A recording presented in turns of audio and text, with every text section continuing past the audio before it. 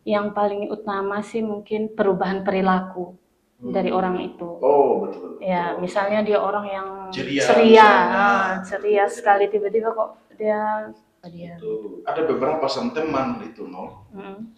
Semacam contoh setiap hari, setiap malam minggu itu kita selalu ketemu. Ternyata bahwa 2 minggu saya tidak ketemu dia. Saya coba kontak dia, ternyata di paketan tidak ada.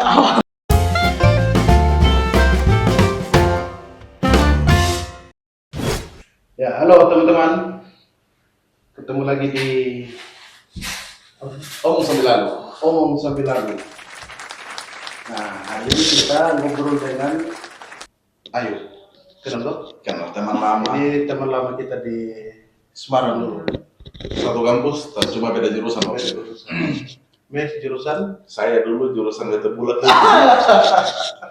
Kalau Ayu kan psikologi. Ya, psikologi. Sekarang ini lagi viral ini, Mas, soal orang bunuh diri, gantung diri. Itu. Paling terakhir ini tentara itu. Nah, dan ya kita mau ngobrol-ngobrol dengan Ayu soal itu. Ya. Ya, mudah-mudahan ada poin-poin lah yang bisa kita belajar. Nah, itu menjadi harapan juga supaya teman-teman mereka juga di sana ketika ada apa-apa itu jangan larinya ke tali, minimal ke obat rumput lah. Sama saja. Oh, sama saja. Mati juga. Tapi kan cara mati yang berbeda.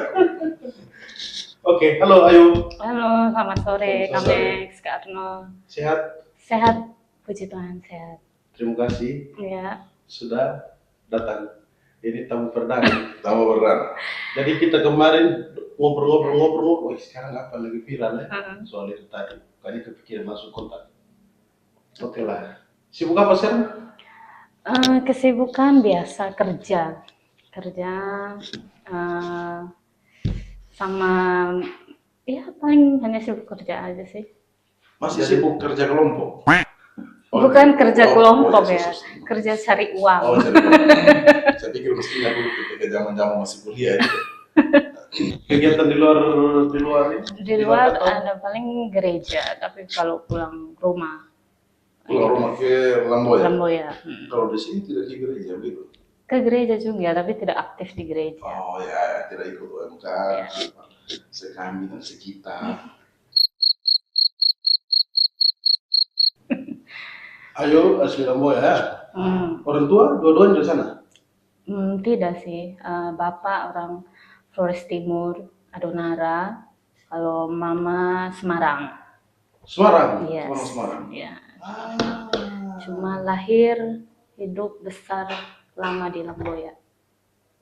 Orang tua, Ayu lahir besar di Lamboya? Iya. Sekolah juga sampai cuma waktu pas kuliah di Semarang? Iya. Semarang ya? Pantas, dari segi face Jawa. Berarti agak-agak jauh, beda ya? Jauh sih, emang saya agak, kalau saya hitam, kalau itu ada, saya lebih pucat sih. Oke, kita tanya soal itu, Mas. Ya, kita tuh lagi viral ini, soal bunuh diri ini. Kira-kira mungkin saya bilang bahwa Nona Ayu juga sudah pernah lihat aja pengguna sosial yang aktif juga soal bagi selama ini kita lihat selalu muncul saja di lewat begitu di berandanya kita, ini bunuh diri, gantung diri. Kira-kira itu maksudnya dari sudut pandangnya Ayu mereka atau mungkin dari backgroundnya Ayu mereka ya bisa dijelaskan itu apa saja kira-kira maksudnya sampai mereka sampai berpikir buntu gitu juga. Sebelumnya saya disclaimer dulu ya, saya bukan psikolog, bukan psikiater. Kalau ada salah omong mohon dimaafkan, tapi saya hanya seorang sarjana psikologi yang suka dengan hal-hal psikologi. Jadi kalau dilihat menurut saya, bunuh diri itu sebenarnya keadaan psikologis yang tidak terpenuhi. Psikologis yang tidak terpenuhi. Jadi mereka bisa mengambil suatu tindakan yang kurang masuk di akal lah begitu. Biasanya orang-orang yang sudah buntu berpikir begitu. Iya. Karena persoalan akhirnya sampai pada keputusan itu. Iya, sampai pada keputusan itu tuh kan mereka menurut yang saya baca itu mereka itu merasakan rasa sakit yang sangat dalam ya, rasa sakit yang mungkin mau dibilang sakit hati tidak, lebih dari itu, mau dibilang kecewa juga lebih dari kecewa. Jadi satu kondisi yang kompleks kalau orang sampai memutuskan untuk bunuh diri, mereka pasti ini sakitnya sudah sangat dalam, sakit permasalahannya juga sudah sangat kompleks. Di tahap itu sudah yang disebut depresi itu. Tahap terakhir sudah itu. Depresi itu yang bisa juga yang mengakibatkan orang bunuh diri. Depresi itu gangguan kejiwaan. Kalau bunuh diri itu usaha untuk melukai diri sendiri sampai menghilangkan nyawa. Tujuannya tuh untuk menghilangkan rasa sakit itu. Jadi orang punya rasa sakit emosional yang terlalu dalam. Kalau orang sakit, orang kecewa yang terlalu dalam kan tidak bisa melihat hal lain selain dia punya kekecewaan, selain dia punya rasa sakit begitu. Jadi dia berusaha untuk menghilangkan rasa sakit itu dengan mungkin begitu dia tidak ada di dunia ini, rasa sakitnya itu hilang begitu. Daripada saya stres, sakit hati, mending saya mati lah. Ambil jalan bungkus. Ambil jalan seperti itu. Perjalanannya itu sangat panjang sebelum sampai ke bunuh diri ya. Mungkin dia punya depresi, punya permasalahan yang bertumpuk-tumpuk itu sampai akhirnya bunuh diri. Tidak mungkin hanya karena satu persoalan, pasti ada rentetannya. Ada rentetannya. Persoalan demi persoalan demi persoalan, lalu puncaknya mungkin ada kasus tertentu. Iya. Akhirnya ini makanya mati saja. Dia bilang, makanya dibilang permasalahannya kompleks. Ya. Jadi tidak ujuk-ujuk ya? Tidak ujuk-ujuk. Lalu orang-orang yang yang dalam situasi seperti itu, apakah mereka sudah menganggap bahwa orang-orang di sekitarnya itu tidak mungkin menolong mereka lagi begitu mengatasi kesulitannya? Iya, ada pemikiran seperti itu. Orang ingin mengakhiri hidupnya itu karena mereka juga merasa tidak dianggap, mereka tidak diberikan pertolongan, merasa saya tidak punya kesempatan lagi untuk cari solusi yang lebih baik begitu.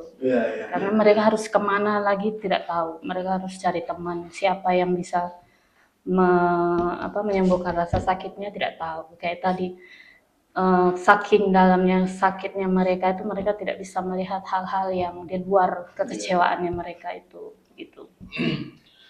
Artinya bahwa kita bilang bahwa titik terakhir itu bahwa dia harus ambil kesimpulan itu harus bunuh diri. Sebelum bunuh diri ini, kalau kita berpikir kita yang masih normal atau yang tidak sempat berpikir sampai di situ, artinya bisa kita sharing dengan teman-teman, dengan keluarga. Ya biasa kan seputaran, kalau bukan ekonomi itu kan biasanya urusan asmara. Ketika saya yang viral terakhir kan katanya asmara itu soal asmara. Habis 250 juta harus aja kan memang belum sejauh ini yang viral gitu. Ya, tapi nggak tahu. Mereka. Jadi bahwa menurut saya soal asmara atau soal dan kita bilang bahwa orang depresi, sampai kita bilang depresi sampai dengan faktor ekonominya mungkin sampai sekarang apakah judi online itu bagian dari itu juga? Bisa orang stres dengan bisa juga karena ekonomi kan. Ekonomi. Judi online kan bisa, mereka mungkin awalnya kecanduan judi. Pertama masih bisa diatasin. Mereka masih punya uang untuk bertaruh di judi online, tapi lama-kelamaan utang yang banyak kan. Judi online efeknya kemana-mana, bisa ke keluarga, ke anak. Mereka sampai harus mencuri atau menjual barang gitu, dan utang di mana-mana itu juga bisa jadi penyebabnya. Akhirnya stres karena utang di mana lagi tagih. Mungkin keluarganya mungkin jadi sakit, tidak ada biaya berobat atau bagaimana, omongan tetangga kan banyak juga. Psikologi dan psikiater itu beda sama? Psikolog dan psikiater. Kalau psikologi ilmunya, psikolog dan psikiater itu beda. Bedanya dari segi pendidikan sudah beda. Tapi mereka sama-sama dibekali untuk mengatasi kejiwaan seseorang. Mendampingi. Iya, mendampingi. Bedanya psikiater itu dokter, S1-nya itu dokter. Jadi nama lain psikiater itu dokter spesialis kejiwaan. Oh. Iya, itu nama lain psikiater. Jadi di dunia kedokteran ini ada juga yang spesialis Kejiwaan ini. Iya. Itu psikiater itu. Iya, psikiater itu. Pasiennya adalah psikopat ini. Enggak psikopat juga. Coba ya.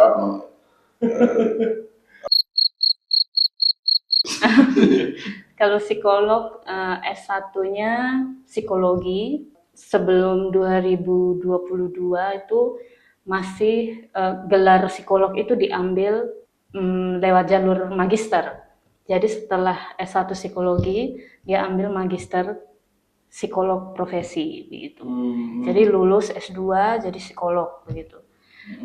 Setelah ada Undang-Undang Pendidikan dan Layanan Psikologi tahun 2022 itu berubah skemanya. Jadi kalau mau jadi psikolog, S1-nya psikologi, dia ambil program profesi psikolog. 1 atau 2 tahun begitu. Terus nanti dia jadi psikolog umum. Jadi kayak dokter juga, habis S1 kedokteran dia ambil koas, nanti ambil spesialis. Setelah koas kan jadi dokter umum. Kalau psikolog jadi dari S1 ambil profesi psikolog jadi psikolog umum. Terus nanti ambil spesialis. Kalau bisa juga S2 tapi itu untuk profesi bukan profesi jalur karir, jadi dosen, ilmuwan. Artinya yang gitu. Psikiater ini tidak ada yang psikologi. Psikiater sekolah dokter spesialis kejiwaan. Beda. Pasti mereka juga belajar soal psikologi juga. Tapi kayaknya kita Tapi dasarnya SPD kedokteran. di Sumba ini kayaknya agak jarang yang ngambil psikologi ya. Iya, jarang. Ya, kalau rekan-rekan kerja di sana ada juga basicnya psikologi. Kenapa? Kalau rekan-rekan kerja di Rekan kerja ada. Ada tapi tidak banyak. Iya, tidak banyak. Kelihatannya begitu. Ada. Angkatannya saya tuh ada yang sarjana psikologi ada 3 orang termasuk saya. Kenapa dulu kuliah kepikiran ambil psikologi? Menurut saya apa ya? Seru. Menarik. Seru aja. Atau Iya, membayangkan psikologi jadi apa itu- begitu setelah psikolog? Enggak, sebenarnya awalnya tidak membayangkan apa-apa gitu. Cuman melihat ilmu psikologi itu menarik. Kita bisa mengenal orang, kita tahu orang ini seperti apa. Maksudnya kalau dia marah, orang marah itu kenapa? Contohnya sekarang, kenapa orang mau bunuh diri? Itu kan kita bisa tahu. Jadi kalau Ayu lihat saya ini bisa langsung baca nih orang ini tipenya begini. Tidak juga, tidak langsung bisa baca karakter orang gitu. Itu yang saya mau tanya begini. Soal yang viral ini bahwa bilang bahwa banyak orang yang ya kasus bunuh diri tadi itu terus dengan alasannya masing-masing tadi. Kita bisa tahu tidak ini orang-orang ini yang memang bahwa semacam punya indikasi bahwa dia ini gejala yang orang dia akan bunuh diri. Ada tanda-tandanya tidak? Terus bisa dipegang tali. Terus bisa itu. Tidak selalu yang pengen tali mau bunuh diri. Ya emangnya takutnya. Ciri-ciri orang mau bunuh diri sebenarnya tidak selalu kita bisa menjudge orang kalau dia begini begitu pasti mau bunuh diri gitu ya. Tidak bisa langsung dijudge. Cuma yang bisa kita perhatikan kita kan punya teman, pasti kita juga memperhatikan kita punya teman, kebiasaan kita punya teman, kita tahu karakternya mereka seperti apa. Yang paling utama sih mungkin perubahan perilaku dari orang itu. Oh betul. Ya, misalnya dia orang yang ceria sekali tiba-tiba kok dia murung, sedih, menarik diri dari orang, tidak sering ketemuan lagi, menghilang lah tanpa kabar. Kita tidak bisa menemukan dia, gitu. Maksudnya sudah jarang kelihatan, gitu. Bisa sesekali kita tanya juga kenapa dia. Itu ada beberapa teman itu semacam contoh setiap hari, setiap malam minggu itu kita selalu ketemu. Ternyata bahwa 2 minggu sudah ketemu dia.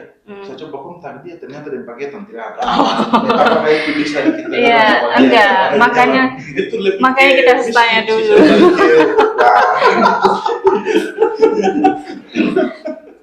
Harus belikan paket. Ya biar mendingan saya pilihkan tali aja. Karena saya itu belikan paket dan belikan tali Lebih murah tali. lebih murah tali. Serius. Maksudnya, hari ini saya belikan dia paket, berarti dia sudah seterusnya itu dia berharap harapannya di saya. Kalau begitu ya Rugi sudah dong. saya belikan dia tali aja lah. Mau saya bantu fasilitasi gitu. Aduh, membantu orang untuk bunuh diri ya. Tapi apa ya, yang saya sering lihat sekarang ya, pelakunya justru yang tempat terdekatnya saya di situ itu anak SD, gitu. SMP. SMP, ya? SMP negeri 1 Fokus 2. maksud saya SMP loh, berpikir untuk bunuh Bunuh diri. diri. Itu apa begitu? Itu Miris masih sih. penting nonol. Tahun lalu itu 1 tahun lalu, 2 tahun lalu, Yang kasus kejadian di satu tempat yang satu desa itu anak umur kelas 5 SD gantung diri itu pakai kapauta selendang di kepala Iya. maksudnya iya kan maksudnya depresi hanya soal PR matematika itu yang tidak kerja kan terus yang takut guru terus ambil langkah sampai harus bunuh diri itu kan maksudnya menurut saya logika saya tidak terima sulit membayangkan di anak usia itu apa yang ada di pikirannya anak usia itu sampai berpikir harus gantung diri. Iya. Itu Iya, memang sih bunuh diri tidak mengenal usia ya.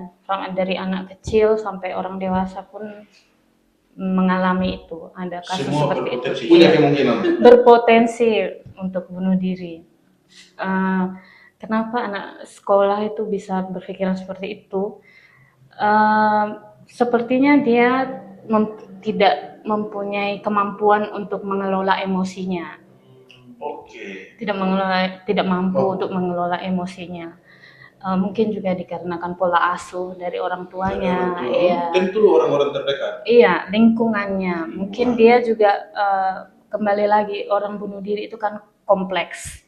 Tidak serta-merta dia hanya karena tugas sekolah dia bunuh diri. Mungkin di sekolahnya dia mengalami bullying ya, orang tuanya tidak menjadi support system yang baik, jadi dia mungkin merasa tidak diterima di keluarga, di lingkungan bermain, di sekolahnya, mungkin bisa jadi seperti itu. Apakah memang mereka punya tipikal orang yang memang tidak bisa terbuka, tidak bisa menceritakan ke keluarga, ke orang terdekat, tertutup, orang tertutup? Iya, bisa jadi karena salah satu usaha untuk mengendalikan emosi juga kita pasti harus berkomunikasi dengan orang lain, mencari lingkungan yang baik untuk kita begitu. Membagi beban lah. Iya, sharing. Kalau introvert itu kan biasa pendam sendiri loh apa yang dipikirkan. Iya, tapi tidak semua introvert seperti tidak itu. semua begitu. Apa? Satu masalah berikutnya lagi pendam, masalah berikutnya. Mungkin dia juga mau bercerita tapi tidak ada orang yang bersedia untuk mendengarkan keluh kesahnya. Artinya peran dari orang-orang sekeliling itu penting. Penting. Kalau kita punya tanda-tanda ini kok kemarin ketawa-ketawa sedikit lain, nah itu bisa ini. Iya. Saya tertarik soal yang kasus, ada beberapa kasus itu anak-anak yang saya bilang tadi, anak kecil, mereka anak usia yang sebenarnya mereka itu belum sampai yang kita bilang sampai di tingkat stres. Apakah itu macam contoh soal tontonan itu? Kebetulan kita hidup di media sosial terus dengan generasinya kita yang apa-apa itu harus dengan HP. Ada pengaruh tidak? Ada pengaruh tidak tontonannya mereka? Untuk zaman sekarang ini ada pengaruh juga ya, apalagi yang akhir-akhir ini lagi viral istilah brain rot, pembusukan otak. Itu lagi viral karena itu diduga dari konsumsi berlebihan dari video-video pendek kayak di TikTok, short. Brain rot, pembusukan otak. Otak ini busuk. Istilahnya begitu. Bukan otak. Bukan fisik otaknya, tapi lebih ke pikirannya.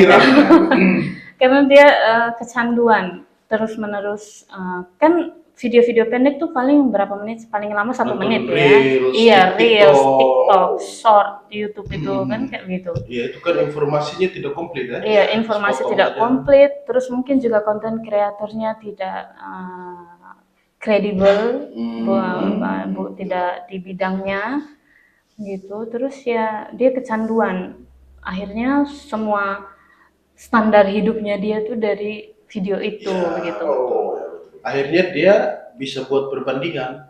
Dia Iya. lihat di TikTok itu misalnya dia nonton video anak-anak, lalu anak-anak itu kehidupannya ini, Iya, macam. heeh. Bandingkan dengan yang punya yang tiap hari makan dengan garam ini, Ya. mulai membandingkan. Saya pernah kita mundur sedikit di generasinya kita Rono. Dulu dengan generasinya kita itu bahwa kita dulu istri nonton film. Zamannya ini Wiro Sableng dan lain-lain. Ternyata anak itu ketika dia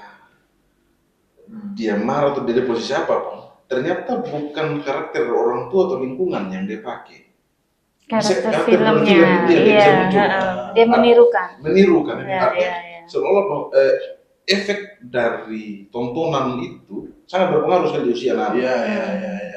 Apalagi sekarang itu kan kalau dulu kita di zaman yang anak-anak masih tahun 2000-an itu kan ketika mereka menangis itu kan masih bisa diajak dengan yang lain, aja dialihkan dengan yang lain. Sekarang itu anak-anak sekarang itu ketika anak-anak menangis, ini mari nonton HP. Dikasih HP. Pilihannya itu, dikasih tonton aja. Memang tontonannya itu bahwa mereka nonton ini apa namanya, nonton ya kartun. Tapi dalam kartun ada karakter masalahnya. Iya. Tapi menurut saya kita semua belum sudah, dunia berubah. Oke. Nah sekarang kan dunianya digital ini, HP segala macam itu mudah diakses. Nah kira-kira orang tua itu perlu seperti apa supaya anak-anak itu tidak tertonton HP dan segala macam? Kalau dari Perlukah orang tua, dibatasi secara ketat? iya, perlu. Kalau menurut saya perlu sekali, karena selain tidak bagus untuk fisiknya anak-anak, karena terpapar cahaya HP juga tidak bagus kalau terus-menerus. Iya, kontennya juga, apalagi sekarang kalau kita tidak beli aplikasi yang premium kan pasti ada iklan juga itu kan kita tidak bisa kontrol ya. Jadi itu lebih baik dibatasi begitu penggunaan. Mungkin untuk anak-anak cukup di weekend saja, Sabtu Minggu dengan batas waktu berapa jam begitu. Senin sampai Sabtu belajar baca buku itu lebih tidak boleh kasih HP. Iya, Sabtu Minggu silakan ya. Tapi juga tetap dibatasi jangan waktunya. sepanjang hari juga nonton, pusing juga. Belajar, mereka juga butuh belajar, bermain juga, membangun relasi tadi dengan teman-temannya. Kalau mau dilihat itu mungkin di era sekarang kurangnya itu bahwa ya saya dalam artian begini, dalam tanda kutip begini, orang tua itu lebih ke bagaimana anak berpikir, anak itu makan. Asupan gizinya, tapi soal bagaimana mental karakternya anak itu seolah semacam tidak diperhatikan. Artinya saya maksud begini, 80% orang tua sudah tidak ada lagi yang bercerita di anak. Terbuka dengan anak. Bisa juga. Itu kayak luntur betul ya. Iya. Karena ada tergantikan dengan HP tadi itu ya. Jadi ketika anak mau tidur suruh dikasih HP, dia tidur sendiri kan gitu. Tertidur. Daripada pusing, daripada dia nangis, terus kasih dia HP dulu atau hotspot dulu. Itu dianggap solusi sudah. Itu solusi paling baik. Ya sejauh ini daripada pusing saat itu. Ternyata bahwa memang saat itu semacam bahwa kita keluar dari masalah itu, bahwa anak ini begini-begini dengan kita punya tamu dan lain-lain. Ternyata bahwa efeknya itu panjang sekali ketika anak mereka sudah besar nanti. Kalau saya sama seperti itu sih, Saya punya anak tapi pengalamannya kayaknya karena saya jauh begitu ya, saya pernah. Tapi bagus, itu berarti Kamex itu aware begitu. Jadi nanti kalau punya anak aware tuh maksudnya memperhatikan gitu loh, perhatian. Ya, karena saya kemarin itu serius. Karena saya itu kan 4 tahun itu saya berurusan dengan Napau dan Posyandu. Oh ya, oke. Jadi kebetulan saya jadi kader desa yang berurusan dengan Posyandu dan Napau. Jadi secara itu saya paham. Tahu lah aja ini soal kebiasaan begitu saya. Oh begini Pak. Tapi secara ilmunya saya tidak tahu. Tapi saya perhatikan terus membandingkan zamannya sekarang mereka dan zamannya kami dulu itu berbeda sekali. Ya, pasti berbeda. Kalau dulu ketika anak itu harus dipukul, sekarang kekerasan tidak ada lagi. Setelah anak dipukul menangis, terus anak dikasih uang. Atau tidak, anak itu ketika dia menangis, dia rewel, orang bilang. Kita kasih dia uang 1.000 pergi beli makanan ringan. Dia senang itu. Sekarang itu sudah berbeda, ketika anak menangis kasih dia gadget. Kasih dia tontonan. Aja tonton, kalaupun nonton itu, tapi yang saya lihat itu bahwa tanpa kontrol orang tua biasanya. Iya, itu. Berarti sini kesalahan orang tua sih. Tidak juga sih. Bisa juga orang tua kan tidak tahu juga bagaimana untuk memberikan pola asuh yang baik untuk anak begitu. Ini asuh ini kata saya atau bagaimana? Pola asuh. Pola asuh. ASUH. Beda itu. Beda.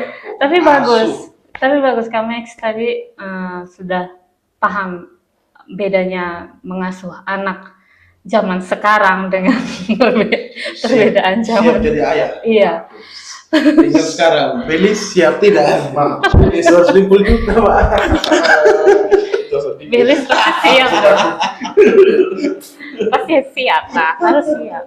Secara pribadi mungkin bahwa kita semacam keinginan siap begitu, tapi siap itu tanpa kita lihat latar belakang, tanpa melihat ini istilahnya kita tulang belakang orang bilang begitu. Tapi kalau pengalamannya saya kemarin memang tidak pilihan. Kebas saya ada saja jalan nanti. Tuhan buka jalan. Ayo kita pasti buka jalan. Tapi ini tadi anak kecil ya. Maksudnya orang dewasa ini kan pasti dekat sekali dengan namanya masalah. Entah dalam bentuk apa, pasti ada masalah. Pasti ada masalah. Nah, bagaimana cara kita mengatasi ini? Kalau kita ada masalah ini, bagaimana caranya? Terutama untuk orang yang sudah dewasa ini, supaya jangan akhirnya menumpuk di pikiran lalu jalan buntu ditarik bunuh diri. Iya. Yang paling utama sih mencari pertolongan, entah itu hanya bercerita ke teman terdekat, atau juga mencari pertolongan ke profesional kayak psikolog. Psikiater juga boleh, hanya untuk menceritakan keluh kesahnya mereka. Kalau psikolog, psikiater kayaknya konteks Sumba itu berat. Di mana gitu? Psikolog tuh sekarang bisa diakses online, bisa. Online? Iya, online itu bisa. Di Halodoc itu ada. Halodoc Iya. Dok. Halodoc. Dokter anjing. Halodoc. Ya ampun, salah semua lah ini. Halodoc supaya teman-teman Halodoc itu ada. Mendingan kita menghabiskan uang untuk sesuatu yang membuat diri kita lebih baik, hidup kita lebih baik, daripada mungkin untuk hal-hal yang beli tali tadi atau mengkonsumsi obat rumput tadi, itu tidak disarankan. Ya, itu mencari pertolongan. Kalau memang tidak mendapatkan psikolog, psikiater, ke teman terdekat, cerita. Keluar. Ya. Saya bukan mau debat soal itu, saya setuju sekali. Tapi ada karakter orang, saya bisa simpulkan saja bahwa saya berkesimpulan semua mereka yang sudah jadi korban sekarang, korban dan mereka punya pikiran sendiri. Iya. Mereka soal mereka bercerita itu mereka punya teman dekat sekali, bahkan orang tua, adik kakak yang terdekat sekali. Tapi soal kemampuan mentalnya mereka sampaikan hal yang menurut mereka itu bahwa ketika saya omong ini, saya cerita bahwa contoh ini nol, saya galau, saya stres betul. Ini sama itu begini, itu kesannya lucu. Sedangkan saya percayakan di Arnold ini. Sama ceritain, saya rasa Arnold ini teman dekatnya saya sekali. Yang satu saya malu untuk menceritakan, yang kedua saya malu itu ketika Arnold tahu itu saya galau soal perempuan. Terus begini galau ke perempuan. Terus nanti itu bisa macam ketika saya sudah move on dari itu, kayak gitu, move on dari cerita itu atau dari saya punya depresi itu. Siang bilang, kamar, stres, pemerintah, semacam bahan olok-olok, Iya. Itu ketakutan itu pasti ada itu. Iya, oke. memang adalah orang seperti itu ya, apalagi sudah teman dekat pasti seringkali main gila begitu. Tapi ya untuk kalau kita punya niat untuk menolong sesama, lebih baik kita ubah kita punya kebiasaan. Kalau memang kita punya teman ada yang curhat, mending kita mendengarkan saja begitu, mendengarkan lebih baik. Apalagi kalau misalnya curhatnya permasalahan yang tidak biasa, serius begitu. Tidak perlu harus kasih saran, tidak perlu harus ini menjudge teman kita yang curhat, itu tidak perlu. Paling dengarkan saja itu juga sudah cukup begitu. Suatu saat juga orang yang punya masalah ini, kalau dia bingung dia akan menanyakan solusinya apa. Misalnya minta saran. Nah, mungkin Kak Arnold contohnya tadi misalnya Kak Max yang cerita, Kak Arnold baru bisa kasih saran begitu apa. Tapi kalau Kak Max hanya mau cerita saja, ya sudah Kak Arnold dengar saja begitu. Tidak usah judge, Kalau Max bisa mungkin kasih saran yang menjerumuskan. Saya dipikir, itu sudah saran, lebih baik saya tali. Jangan ya, itu jangan, tidak boleh. Sekarang lagi viral itu, laki-laki tidak bercerita, Tapi tiba-tiba tahu-tahu, sudah sport. iya. Kasihan. Apakah kita laki-laki itu memang ya gitunya pikiran? Apakah memang kita diturunkan kalau? Ya kan ketemunya malam, pasti siang atau pagi ketemu. Ya sementara menggelantung di situ. Tapi agak konyol lah kalau sampai berpikir sampai di situ kalau saya. Apalagi bahwa rata-rata itu kita bilang bahwa ya kita tidak tahu mereka apa yang mereka pikirkan saat itu, apa yang mereka alami saat itu. Tapi kan bahwa semua masalah pasti bisa kita bicarakan. Iya. Semua masalah pasti bisa diselesaikan. Entah itu dengan cara apa. Tergantung dari kita saja yang mengalami masalah itu. Kalau memang saya tidak bisa bercerita, ada teman saya omong, ada temannya saya itu saya teman saya selalu minum, sering minum. Ketika saya dulu dari teman-teman yang minum itu, ketika mereka sudah mabok itu, mereka bercerita semua tentang hal apa. Iya, keluar semua masalahnya. Kadang mereka sampai nangis, cerita semua begini. Dan mau tidak mau, saya sebenarnya tidak mau mereka cerita ke saya. Karena mereka semacam kasih beban, saya berbagi beban ke saya. Oh, oke, ya. Semacam itu, tapi bahwa sudah kan kita tidak minta juga, mereka cerita ya sudah. Cerita ya iya begini. Kadang kalau satu orang mau 3 kali dia bercerita hal yang sama, saya akan sarankan mati aja lah ceritanya. Karena 2 kali dia cerita dan kita kasih solusi, kita coba nasihat, kita sharing begini. Kali ketiga lagi dalam waktu yang berbeda, aku cerita hal yang sama masalah itu, berarti dia memang tadi solusi yang saya tawarkan. Kalau begitu gue butuh solusi, saya dukung engkau. Jangan kan beli tali, saya beli kau pisau, komunir. Akhirnya kan memang sudah memang, jikir bagaimana. Tapi dia percaya kan semua dan cerita ke saya. Terus saya percayakan dengan ceritanya. Tapi saya paham lah tadi yang Ayu bilang tadi. Ternyata orang-orang di sekitar itu penting. Lingkungan. Apalagi tadi ya, kalau dia tiba-tiba cerita hal yang berat, tidak biasa itu peran kita orang di sekitar itu penting. Jadi ini untuk mencegah ini ya, kadang-kadang kan orang yang sudah di tahap itu kan untuk curhat dan itu kan bukan pilihan lagi. Maka orang di sekitarnya lah yang mesti mengambil bagian. Bukan bantu cari tali, tapi tanya kau kenapa? Iya. Artinya kalau kita belajar dari selama ini dengan saya begini, ketika di tongkrongan, tiba-tiba bahwa dia punya masalah. Harusnya semacam kita yang menawarkan, kok kenapa? Kenapa macam akhir-akhir ini kok berubah? Kenapa macam stres apa? Kita yang harus peduli sama mereka duluan. Kalau sakit kepala biar saya beli obat. Sakit kepala dong. Iya. Rumput hanya lebih pikir macam contoh sekarang bahwa Ayu sudah ceritakan sudah tahu soal gejala-gejala orang nanti ini yang akan kurang lebih mereka punya kemungkinan nanti mereka akan gantung diri ketika mereka posisi begini atau bunuh diri dengan cara apa. Kalau begitu ya iya sih harusnya jangan tunggu mereka bercerita, kita yang harus peka. Coba kita harus peka dan terus kita coba tanya dia. Tadi saya kira kata kuncinya tadi itu kalau tiba-tiba kita lihat ada perubahan sikap, perilakunya dia itu ya kita mesti peka untuk tanya dan seterusnya. Wah keren ini, panjang ini kalau ngomong ini. ini aku pribadi sedikit. Umur berapa sekarang? Kapan nikah? Oh, itu tidak dibahas di Oh, sini. Di keluarga kita kan punya kenalan banyak loh. Oh, oke. Aku mau tunjuk di mana? Kenapa ketika narasumber hari ini kita berbagi di sini? Ada yang mau sesat. Ini lihat bekas. Naik badan.